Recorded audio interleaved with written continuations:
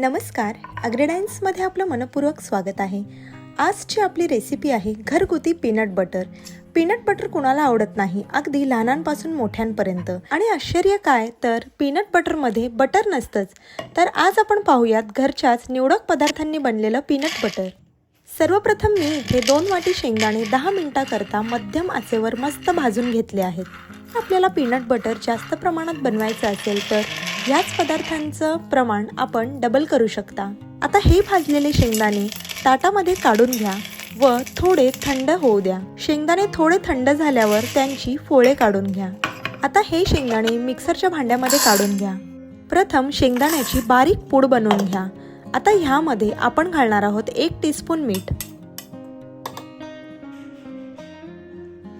मीठ घालून परत मिक्सरचा एक फेरा करून घ्या हाय स्पीडवर।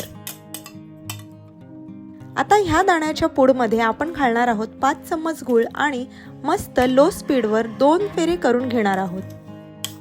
आपण पाहू शकता मिश्रणाची कन्सिस्टन्सी कशी चेंज झाली आहे ती। ह्यावेळी आपण काय करणार आहोत, आपण ह्यामध्ये 2 चम्मच ऑलिव्ह ऑइल घालणार आहोत। जर आपल्याकडे ऑलिव्ह ऑइल नसेल तर आपण सनफ्लॉवर ऑइल देखील वापरू शकता। तेल घालून 1 मिनिटाकरता लो स्पीडवर मिश्रण एकदम बारीक करून घ्या। आपण पाहू शकता आपलं घरगुती पीनट बटर अगदी तयार आहे। आपल्याला अजून महीम हवं असेल तर 5 मिनिटं अजून बारीक करून घ्या। हे जे पीनट बटर आहे ते चवीला अगदी मार्केटसारखं लागेल। एकदा नक्की ट्राय करून बघा। जर आपल्याला ही रेसिपी आवडली असेल तर लाईक करा, शेअर करा आणि चॅनलला नक्की सबस्क्राईब करा। धन्यवाद।